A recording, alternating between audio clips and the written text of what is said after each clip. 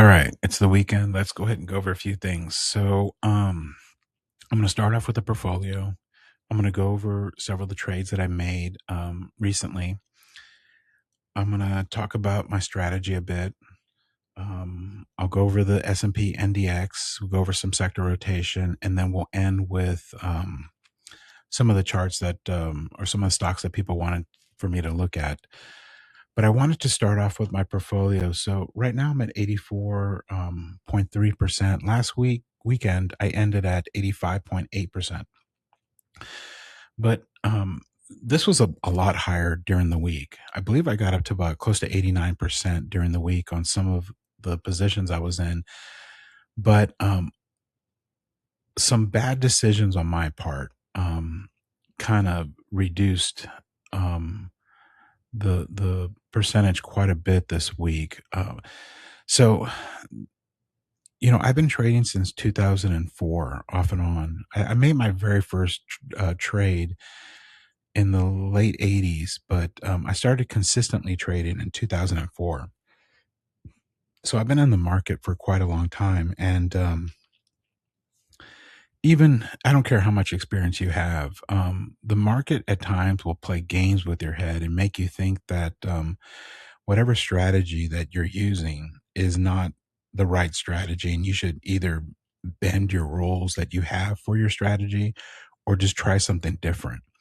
And the past few weeks, I've been kind of bending my rules. Well, I have been bending my rules to chase some gains. And it's kind of, it's really hurt my overall portfolio. And anytime I do this, it goes against me really quickly.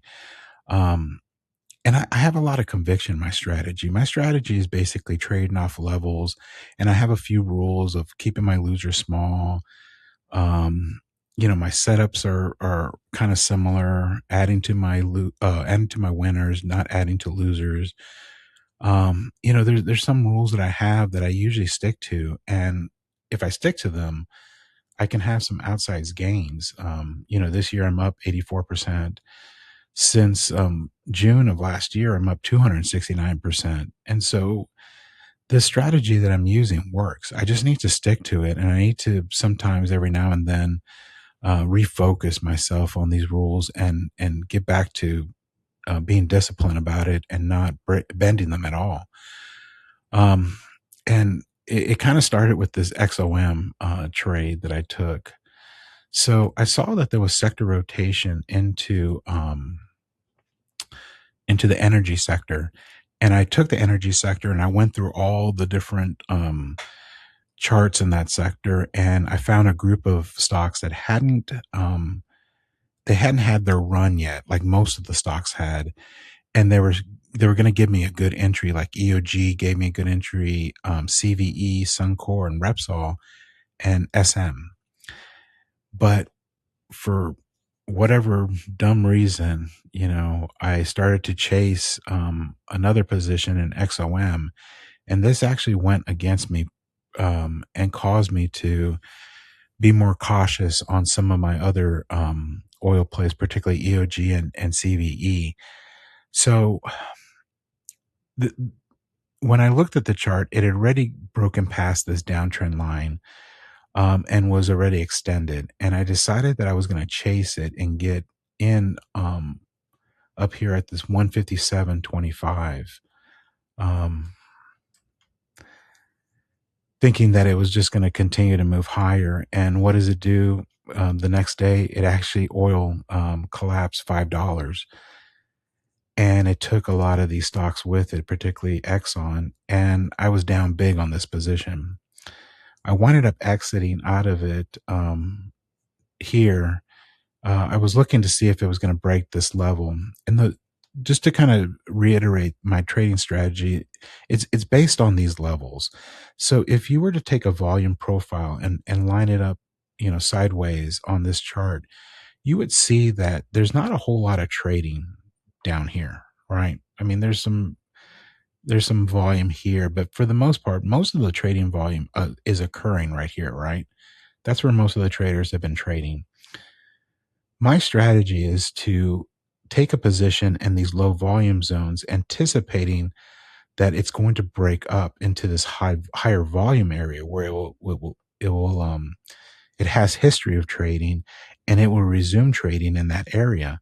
Now it may break out of that area, which it did here, and move into some of these other areas. But that's the edge right there, is to go from a low volume to a higher volume area based upon what the chart is showing you, that, hey, this level looks like it's going to get challenged. Take the entry position, sit in it. This might have been an area, once it breaks this downtrend line, you can add here if you wanted to, and you still have a low basis down here that your risk of losing on this trade is minimal.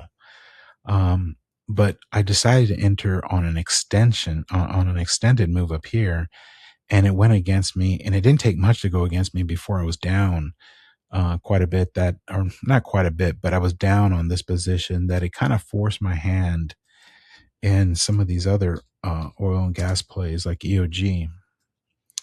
So EOG here I got in on before the break of this downtrend line, which was a good entry. It's not a great entry. The better entry would have been down here before, probably, let's see, right there.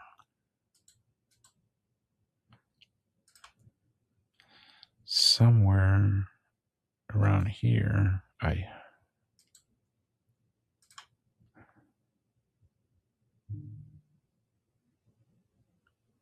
Probably somewhere around here would have been, it coming down. You could see it doesn't want to spend time down here, and it quickly gets back up onto this level. A great entry would have been here, and just watch it go back up to this downtrend line to see if it can break. If it breaks, then you can add somewhere up here and still have a basis of that's pretty low, and minimize your risk. But this is not a bad entry. The problem is that Exxon went against me, and I didn't want this one to go against me as well, because I was up 5% on the trade. And I decided to get out on the break of this level, thinking it was going to start to challenge the trend line and maybe break down below. Now, it didn't do that. It completely reversed and went higher, which I probably would have stayed in this trade. It would have come down to break even, but I probably would have stayed in this trade if the Exxon trade didn't go against me and really dampen the profitability of this trade and the CVE trade and the small trade, SM trade. Not this one. Yeah. So I got in on the break of this level right here, thinking we're now going to move into this higher volume area, and that's what it did. And then it's okay to trade within this area, but if it broke down below the area and started to come back down, then yeah, I'm expecting it to go much lower and maybe challenge this other next level and move into this high volume trading area. And so I had my stop at break even, and it came pretty close enough that I just exited. But you can see it's completely recovered. So if I wasn't down overall on these positions because of Exxon, I probably would have stayed in them, and I would still be in them at a much, much higher return by now, especially in EOG. SM was another one that I got out of based upon I don't have my exit here, but I got in on the break of this level right here into this higher trading zone, and it did move higher, but then it really collapsed. I probably would have exited this regardless, because it's come down so much and it broke this level. I probably would have got out somewhere down here. Maybe I did. But it's starting to recover some. But I'm not looking to re-enter SM Energy. Yeah, so I really gotta stick to my strategy and stay disciplined on my my trades, because one bad entry just can really take away from any gains, or really force me to get out of some of these other plays when I really shouldn't have it really shouldn't have done that. I'm still in Suncor and Repsol, and those are doing well. Suncor.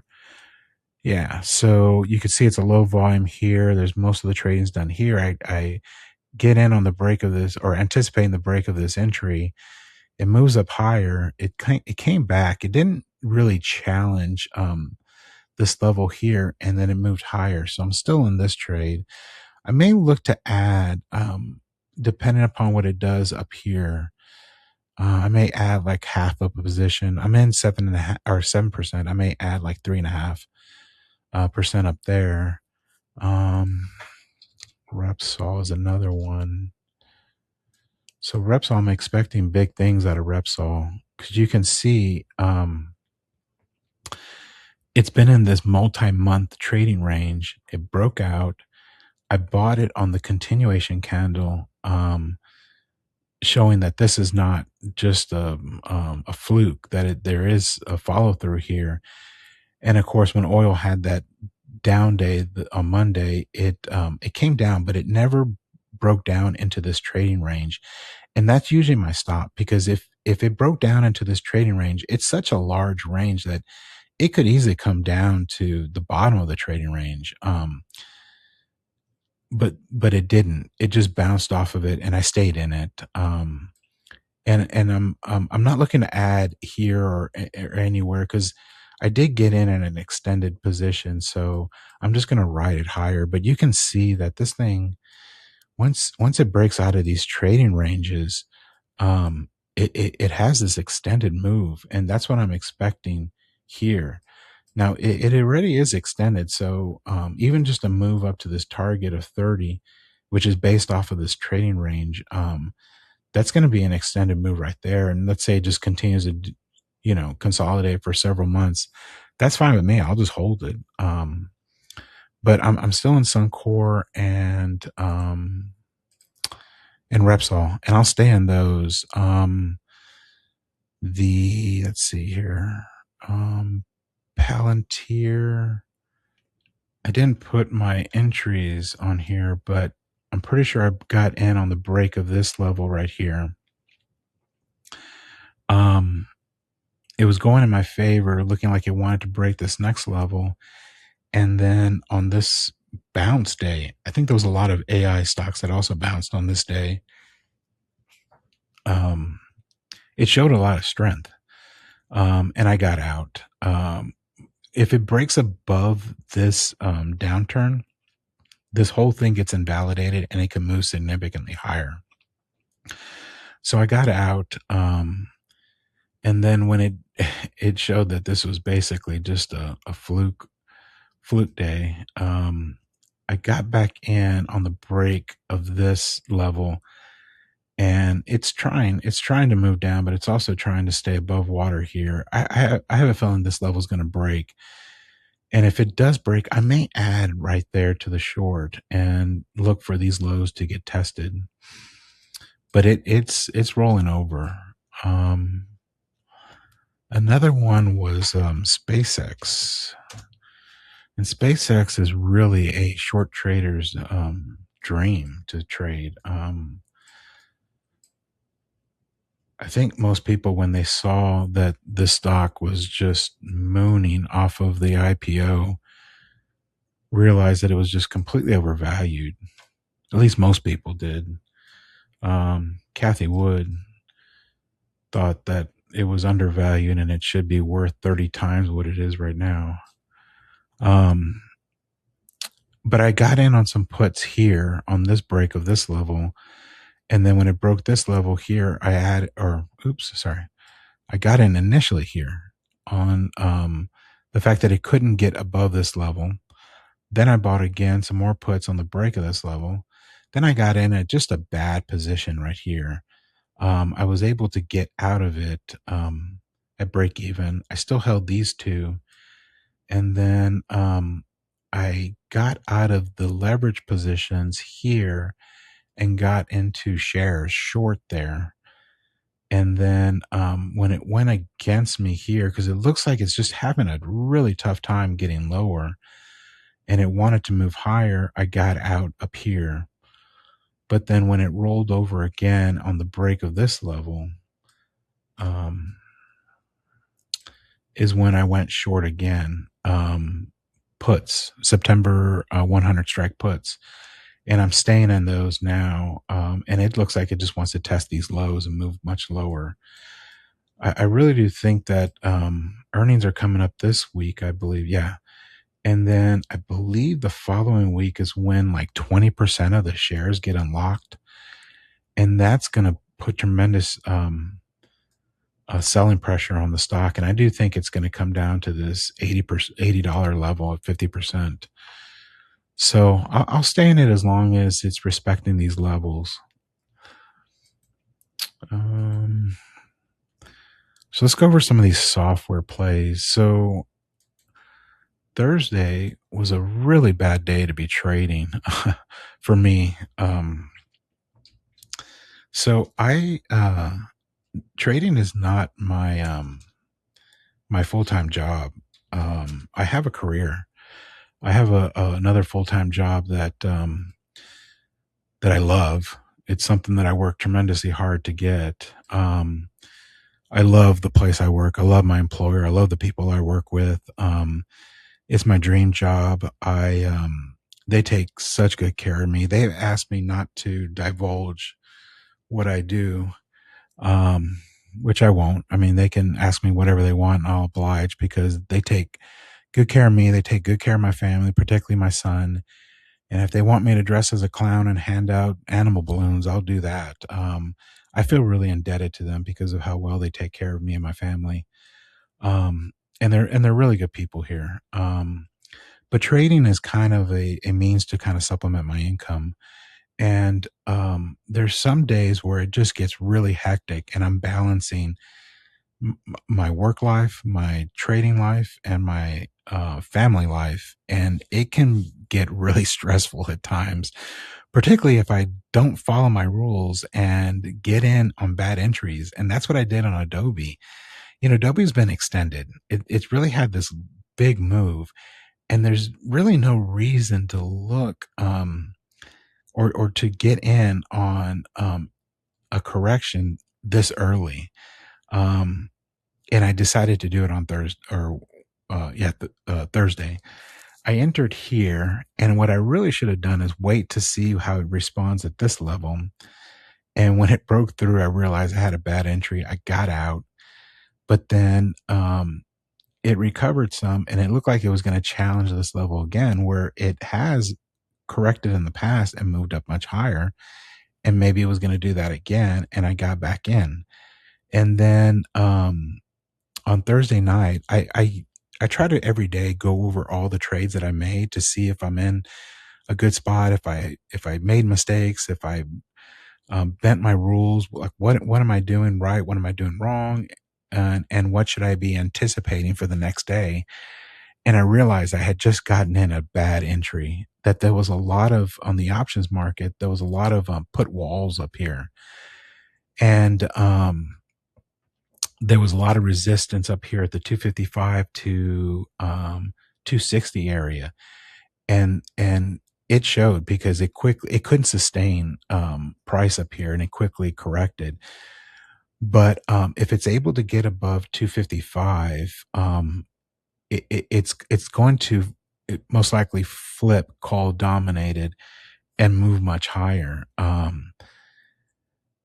And so I didn't realize that. And also, according to the chart, just looking at it, it was just a bad entry. I got out on Friday early.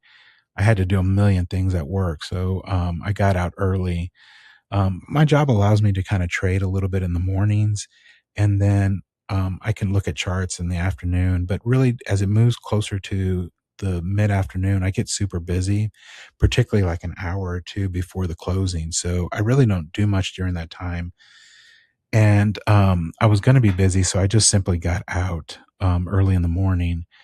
And it looks like it's recovered, but it really needs to get above this 255 in order to have some momentum to the upside. It may just consolidate here. It's had quite a bit of a move, so I would maybe expect some consolidation before a move higher. But it really looks as if you look at some of these AI plays, particularly the MU and SanDisk, it almost looks like every time those stocks go down, these software stocks like Adobe and Workday and CRM, they tend to move higher. Let's look at Workday. Workday was another one that I got in after it had been extended, got out on this move down, thinking it was going to challenge this level right here. And then when it recovered, I got back in. It rolled over. I got back out. I mean, this is just schizophrenic trading right here. Breaking my rules is not a good idea for me, at least. And then now it's above this level. It really needs to get above the swing high here in order to have some more momentum to the upside. But I'm not going to look to re-enter these software plays. I'm already in CRM, and I'll stay in CRM, and it's been doing pretty well. I'll stay in that play, but I'm not going to get back into Adobe or Workday. Let's look at BAX and KHC. So BAX is another case where I didn't follow my rules. So I got in on BAX literally the 2 days before. I got in on the wick of this candle right here. I got in 2 days before earnings. I don't like to trade earnings. I don't like to buy this close to earnings because earnings are they're a gamble. They could say the greatest news ever, and people will pound it down lower. It's such a hit or miss. And so I didn't follow my rule here. Now it worked out in my favor in that earnings were a big, big beat. And it went up 18%. I think I was up 18, 19%. But it could have gone the other way. It could have gone 18, 19% down. I was fortunate if it did. I realized I shouldn't have been in this stock to begin with, and I got out, and it's showing some weakness now, like it wants to fill this gap. I probably would have just stayed in it. If it would have stayed up in this area and just consolidated, because you can see that's a high volume area where it could have stayed, but it's rejecting it right now. KHC. Yeah, I mean, there's no reason to get into something this extended. But I was chasing this move, and that's not a good thing for me. So it simply couldn't hold this higher level up here. Came back down. It looks like it's just kind of correcting before it maybe moves higher and continues the trend. But I just got out. That was a bad decision to make there. So let's see. Workday, BAX, KC, Adobe, SPY. God. Here's another one. So on Wednesday, when the Fed came out and let's see here. Yeah. So I got in here when on Fed Day, and it continued to push down lower. And the expectation was the next day it was going to continue to follow through. But you can see that a lot of these down days, like especially here, they just get taken back. There's no follow through to the downside. There's no follow through to the upside either. But in this case, it went against me. And I think it was towards the end of the day, I was up like 117%.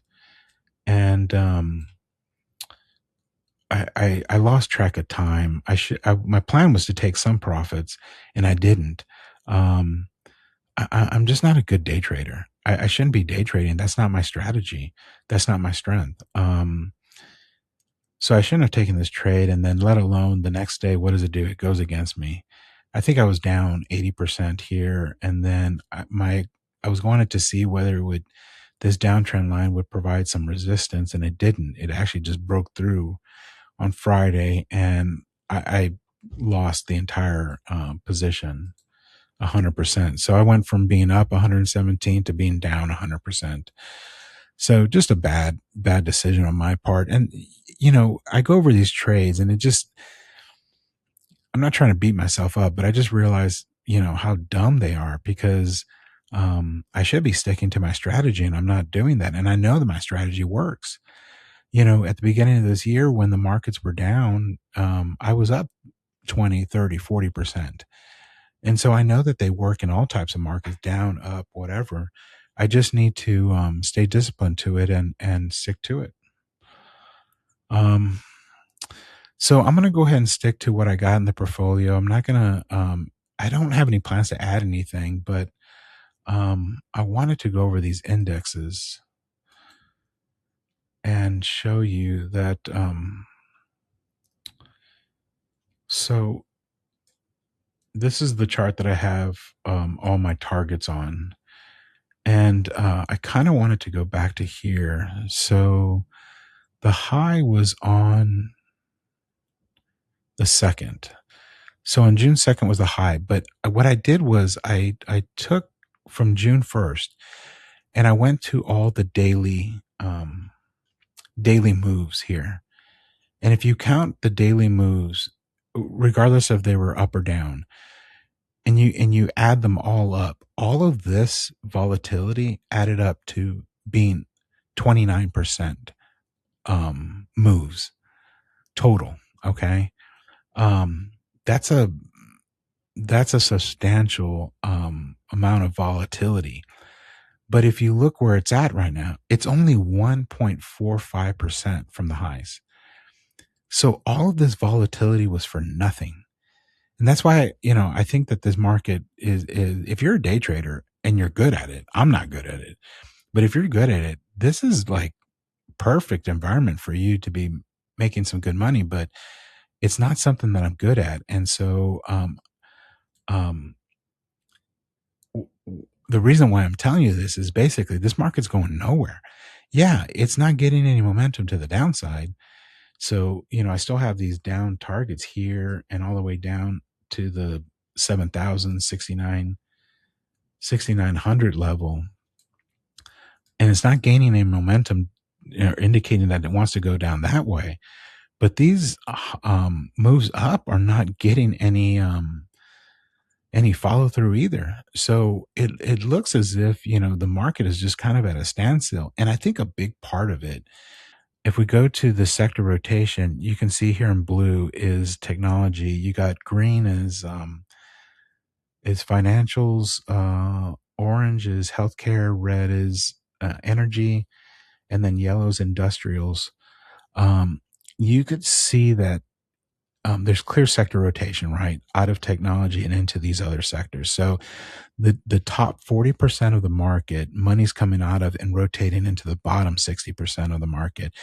And as a result, the S&P is just balancing up here. It's not really going anywhere. It's not giving you direction. This is a lot of volatility here, but if you are playing options, you're paying full price for volatility, but in the end, it's not giving you any direction. So you're not getting anything out of the options market. That's for sure.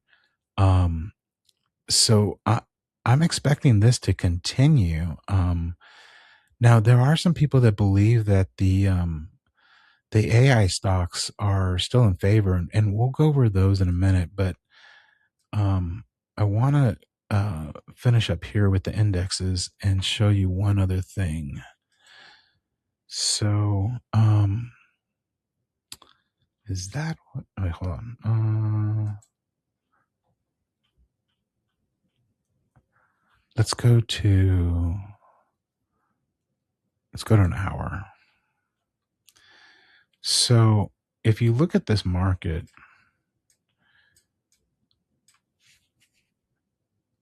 and let's start up here. So you gap down, right? this gap fills later. Then it gaps down again, but it fills later. You're seeing a series of gaps up or down and then filling eventually. And so it makes me think that, we're just going to continue this trend of filling or gapping up or down and filling them. Here it gap down. But you can see all it did on Friday was just fill this gap. So we have a large gap down here that hasn't gotten filled. And it makes me kind of biased towards the fact that we're going to come back down to this area and fill it, possibly this week. And if that's the case, there was a target here on Friday that it's at 774.31. I have a feeling that's going to get hit. I had a target on the 30th here that got hit. I'll just delete that. But if it starts to move towards this gap, I think we may get some direction to the downside here. If not, I have these upper targets up here at 75.22 and 75.47 that could get hit as well. All I'm going to be doing this week is looking at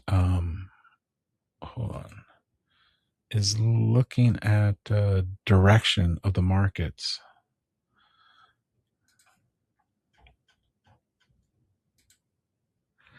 And what I'm going to be looking at is this yellow zone right here. So if we can, and you can see it's kind of a respected zone here, whether it bounces off or bounces from there down. And we went and tested it on Friday and rejected it. But I want to see if price can get through this zone. If it can, then we may get some direction to the upside. If it can't, we're going to come back down and test these lows. These lows are secure if price moves up here.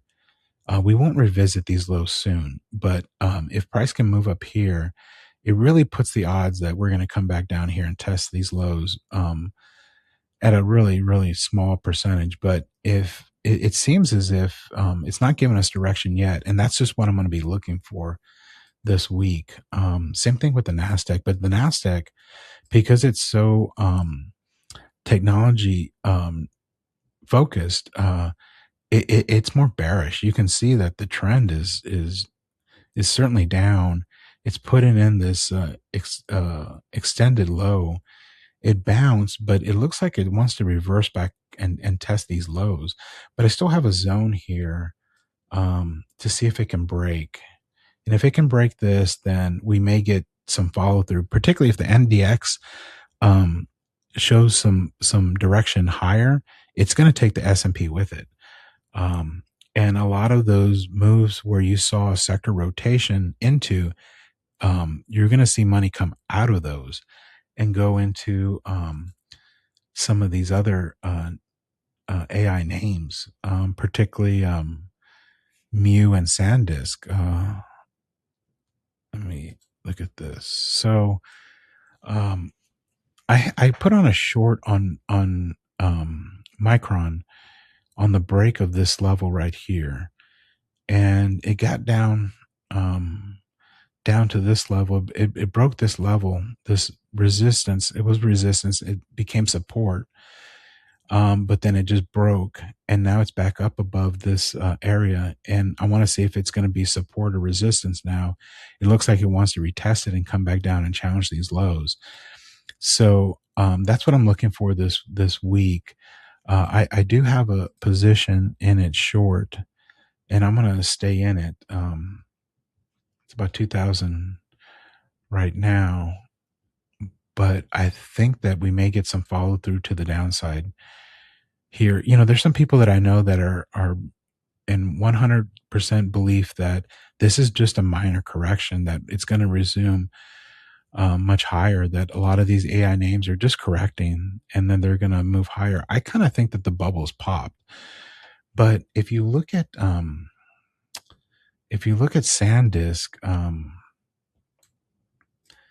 it's much more bearish to me. But one of the things that I want to show you, is it this one? No. This one is that when things pop, they don't respect trend lines or moving averages.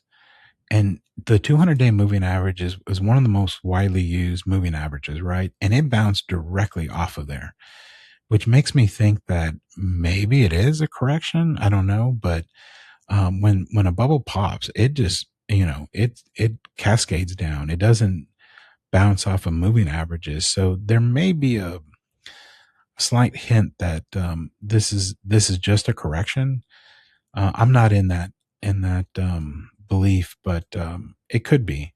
But this looks like it wants to challenge much further down now, maybe down to these levels down here at 892. And I mean, if it breaks 892, it's going to come down to 635. NVIDIA was another one. This one just makes me laugh because it's just constantly setting up these bear traps here. You think that it's going to roll over, break down through here. It doesn't. It recovers the support and then goes to all-time highs. Same thing here. It broke down here. It rolled over. Oh, actually, it started it down here. Yeah. So it put in this head and shoulders pattern down here. It broke here. You think it's going to go lower? Nope. It goes to all-time highs. You think it's going to break down? Nope. It bounces. Okay. It's hit this line so many times. Surely it's going to break down, right? No, it goes to all-time highs again. So, it did it again here, it did it again here, and it did it again here. So for all I know, this thing could go to all-time highs from here. I don't know. Now, if the AI bubbles popped, I would think NVIDIA is going to follow through to the downside as well. But I'm not certain about that. I'm not going to certainly take a position one way or the other in NVIDIA, but it certainly looks like it has some strength to this bounce.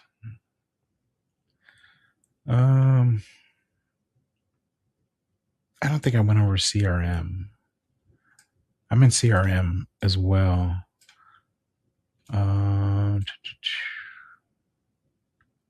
So I took a position here anticipating the break. It didn't break. It actually broke this much stronger level. I got out. It recovered it. It came up again. I took the same trade again, and I'm still in it. So if it comes back down below this downtrend line or if it breaks through the downtrend line, I will probably exit. FICO, they had earnings. Oh, there was a miss to the bottom line. So it collapsed on earnings, and it looks like it wants to challenge this 1,074 level. It has a lot of hurdles to get over if it wants to move higher. Bitcoin just looks bad. It looks ugly. It looks like it wants to resume the downtrend. See, it's breaking.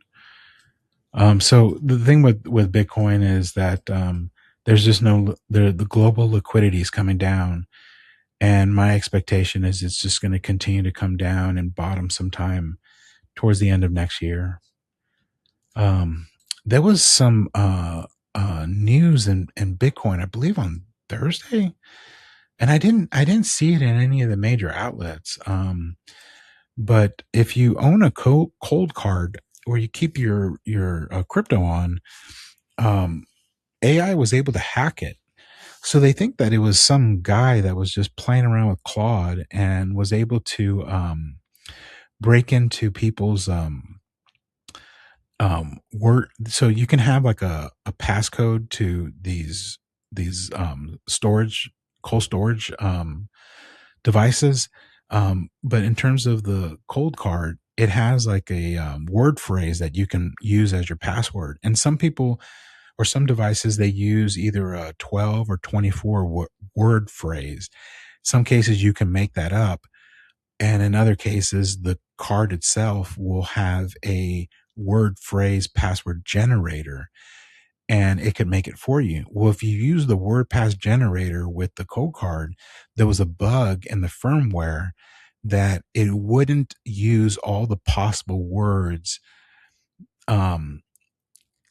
There's a long list of words that it could possibly use, but it was shortened, and because it was shortened, um, if you use Claude and actually went out, and you would need to go out and get some more processing power through one of these GPU farms or whatnot, you could actually generate all the available word combinations, whether it was 12 or 24 that you used, all the possible word combinations you could generate in under an hour. And then people use those possibilities to hack into some of the code cards, and they took like something like 650 Bitcoin. And I thought it was a lot less, but that's actually quite a bit. And it's probably more now. But the main thing is that the the in general, a 24 word random password key would take years to break. And that's what these whole quantum computers are. That's the whole idea with the quantum computers, is that they can eventually get to the point where they can break these encryptions, word encryptions, at a faster rate. But we're still ways from that. But in terms of the code card, there was just a bug that wouldn't allow the word phrases to be as extensive as they should have been and as random as they should have been, and they could easily be broken into. And so the thing with when people find vulnerabilities in these things, they start to look at some of the other devices to see if they have similar vulnerabilities.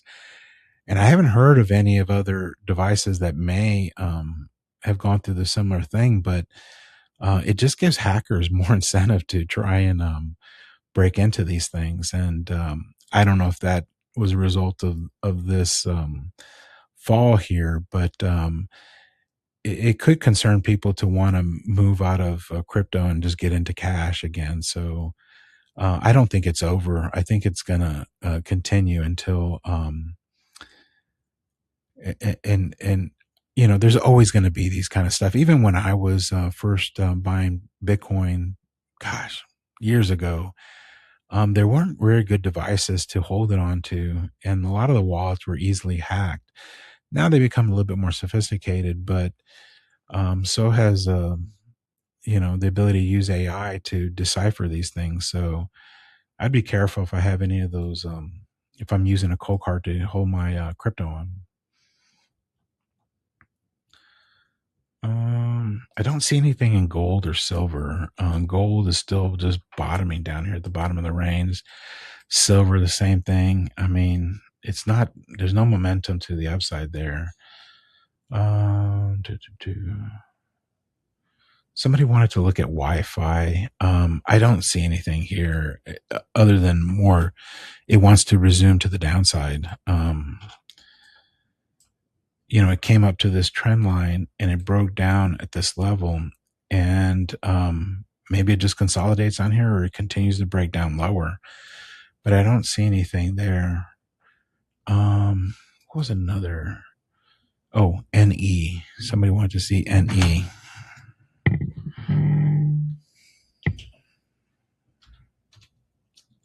Noble. So Noble does look slightly bullish. So on that Monday, it didn't fall very much, but well, actually it did. This is the 4 hour. Oh no, this is the daily. Monday, Tuesday. I don't know why there was follow through on Tuesday, but earnings. Eesh. That's a big miss there. Yeah. I don't know about Noble. That's a those are really bad earnings. in what should be a really a prolific time for these oil and gas plays. But it is breaking above this level here at 42.29. If it breaks up into this area, you look for it to break this next level at 44.43, then at 47.16, and then it's really corrected this downturn, and you could see it just chop around. Yeah, you could just see it just chop around up here, but this is a big range. So it does look slightly bullish, but it really needs to overtake this Monday in order to show some strength. Cost was the other one.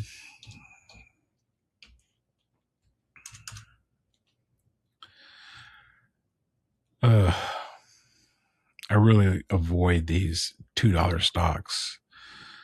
They can be manipulated at any point. I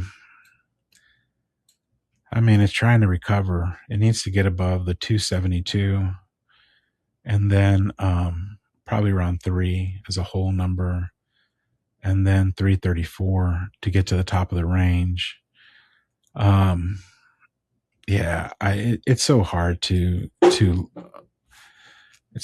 look at these stocks and figure out direction. Those are just the levels I would look at. And then was there anyone? I think there was one more.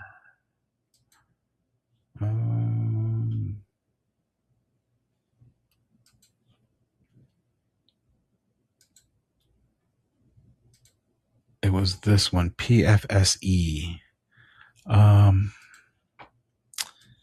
Eesh.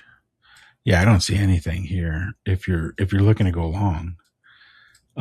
So I think the person said that this was an AI trade. That AI trade is over. It's taken back almost all of it. It's come back down into this high volume range, and it could stay in there for as long as it did before, months. Look for it to break above 77.45. And then, there's still a chop zone there, and then 82.25 to see if it can get some momentum back up to the upside. But this entire move was taken back. Literally, completely taken back very quickly. So whatever your thesis is, look for those levels to the upside. Now, if you wanted to bottom fish, I would look to the bottom of this range at $66. If it gets down here and you think that this story is not over, then I would take it down here and then use the 63.85 as a stop. But yeah, this thing could chop around in this zone forever. All right, I think that's it. So for the most part, I have no plans to add any stocks to the portfolio. I'm just going to play these stocks, and I'm going to stick to refocus myself to my strategy and that's it. I'm not going to do too much this week. I'm really going to look to see whether the indexes show direction or not. We could chop around for the rest of the summer, which would be awful, but I have no focus other than the indexes, looking at the indexes. And if it does show direction early in the week, I may start adding, but we'll see. Next week, I'm going to be out of town towards the end of the week, so I probably will not put out a weekend video. But I'll let you know if I don't put one out. All right, so that's it. Everybody have a good week.